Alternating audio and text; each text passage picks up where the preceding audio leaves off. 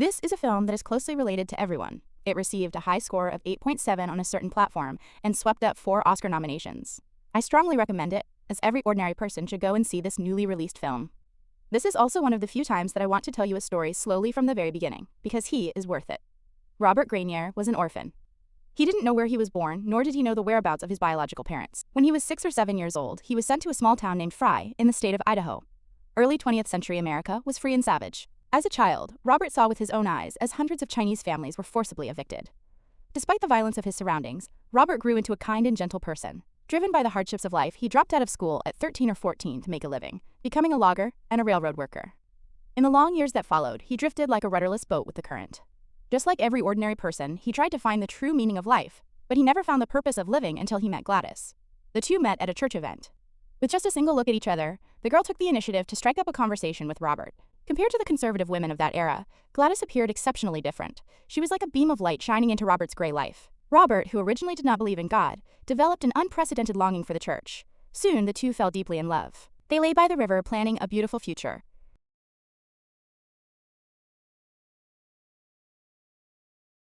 As they planned their future house by the river and imagined a beautiful life, Robert finally seemed to have found a direction. Like most men, it was only after finding a woman whose eyes were full of him that his life finally had a course. Robert, the small boat once lost in the upstream, finally turned around and headed downstream. Soon, they built a small cabin by the Moyi River and began their life together.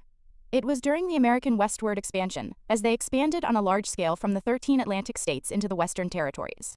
As a worker, Robert needed to travel for work all year round.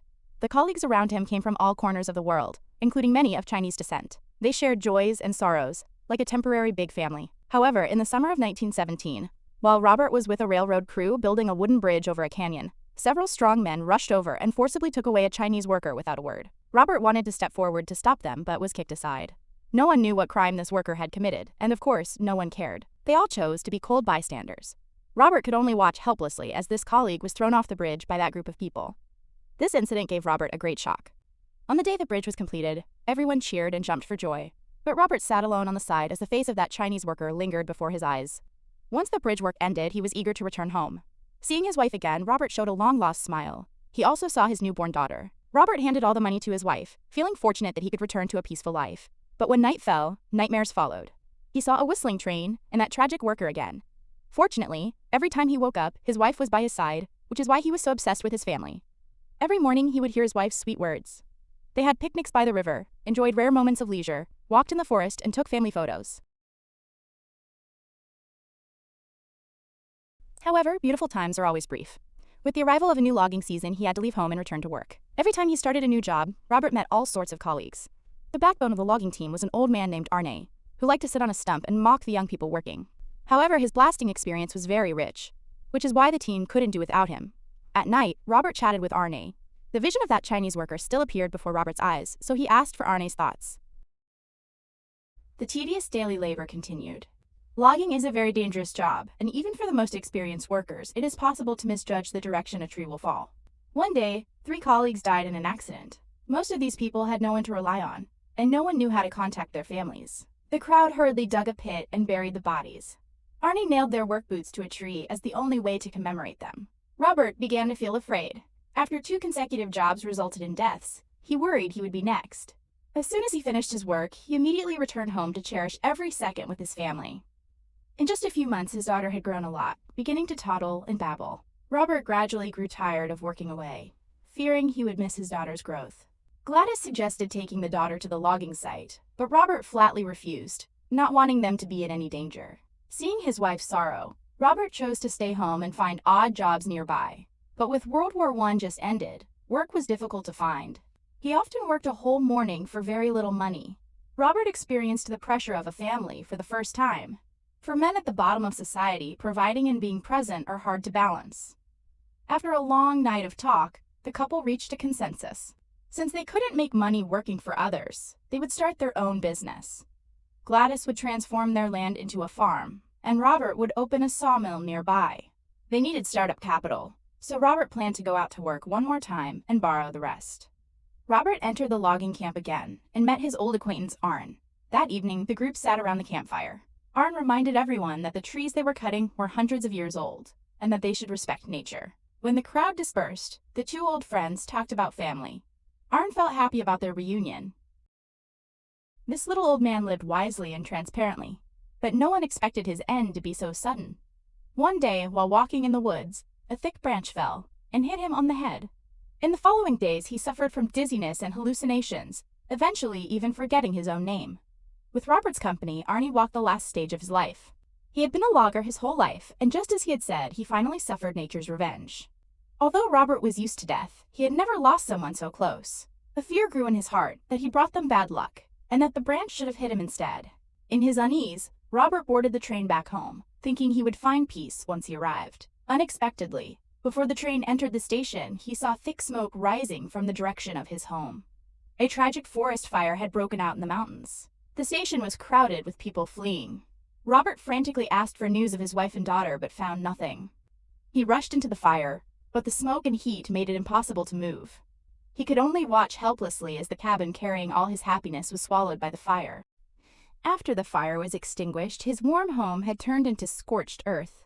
Robert sat blankly on the ruins, his eyes full of confusion. For the next 2 weeks, he searched all the surrounding towns but had no word of his family. He continued to guard that patch of scorched earth, waiting for a miracle. Whether day or night, even in heavy rain, he wouldn't leave, afraid he would miss them. At night, he lit a campfire, and the phantom of the Chinese worker appeared again. Robert's long-accumulated pain and resentment finally erupted.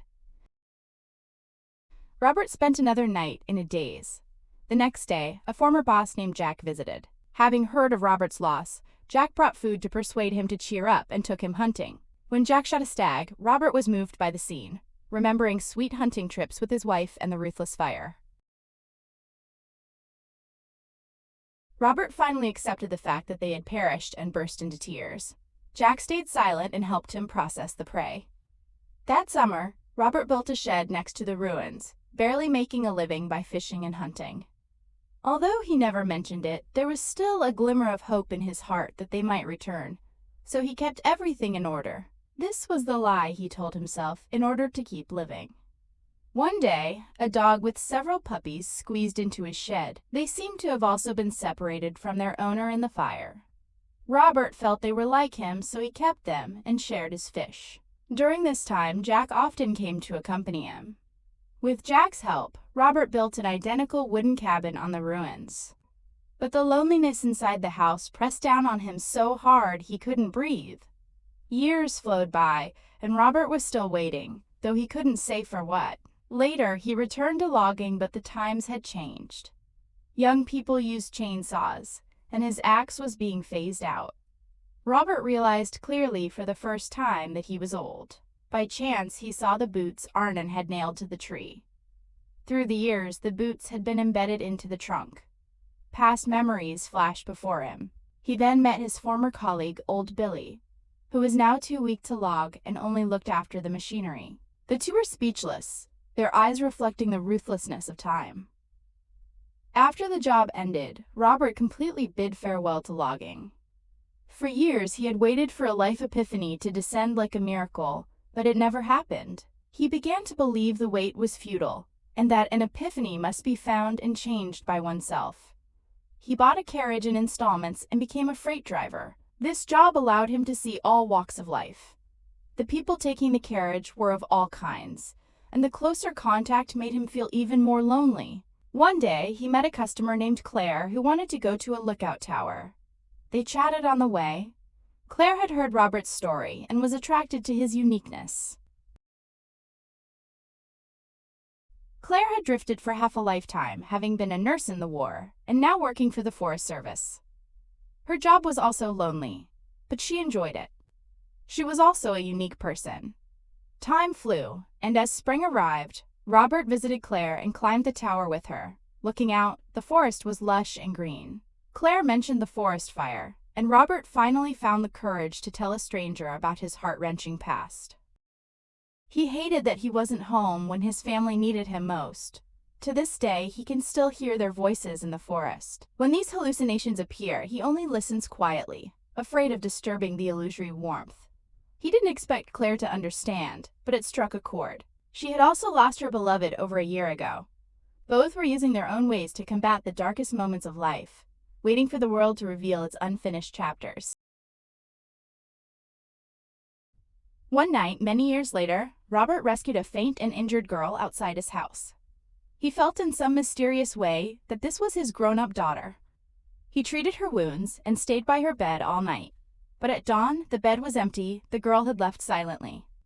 He stumbled into the forest, searching from sunrise to sunset but finding nothing, as if it were another hallucination. For several years after, he wandered the forest looking for her. His life began another long wait, so that he could greet her if she returned. But time never stops. The wheels of the era rolled forward into the 1960s. Robert was very old, abandoned by time like the wooden bridge he once built, replaced by concrete and asphalt. In his late years, Robert occasionally visited big cities, wandering aimlessly as if looking for something lost long ago. He saw news of the moon landing on television. Clearly, there was no longer a place for him in this us. Compared to the rapidly developing society, Robert was like an outsider left behind. The next day, on a whim, he spent $4 to ride a glider. In a moment when heaven and earth were upside down, a lifetime of memories flashed by like a slideshow.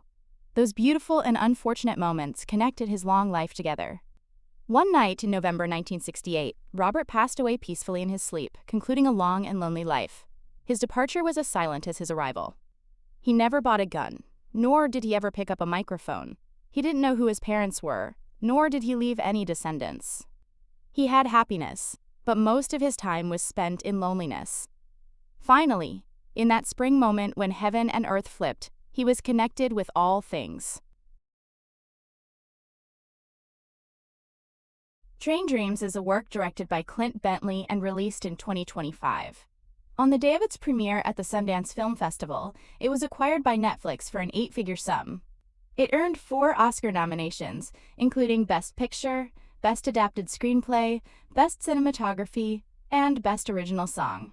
The film was adapted from the novel of the same name by Dennis Johnson, who is recognized as an epic writer of the working class.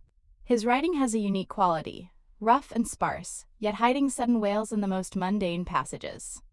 I would call this movie an epic masterpiece of an ordinary person.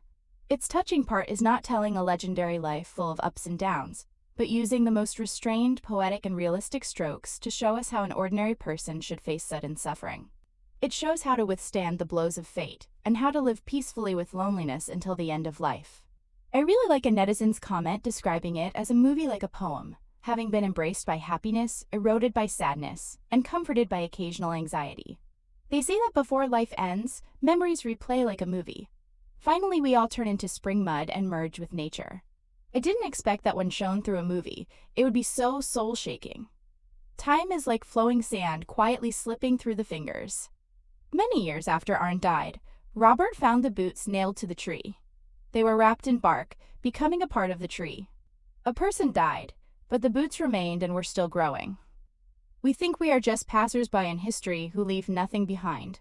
But every person we've experienced, everything we've done, and every emotion we've accepted will be embedded into this world and continue to exist. The only pity is that we can no longer see it ourselves. This is the most powerful sentence in the movie. The traces of ordinary people never truly disappear. Robert never bought a gun, nor did he pick up a microphone. He didn't know his parents and left no descendants. By today's standards, his life had no achievements or highlight moments. He is the kind of person who would be submerged in history without a splash. However, the director said that while he did not change history or create great inventions, he lived an extremely profound and abundant life. Train Dreams uses a calm story to give ordinary people a real-life direction. Robert spent his life searching and waiting. Like most people, he couldn't say why he set out. He just arrived at a place one day, met a person, and started a life. He existed, loved, lost, and continued to exist. Ultimately, we all complete our own piece in our own way. Confusion, joy, grief, falling, and loneliness are all aspects of human life. Through waiting and letting go, one gains the composure of years and connects with all things. That is all for today's explanation. If you like it, remember to follow, like, and comment. See you next time.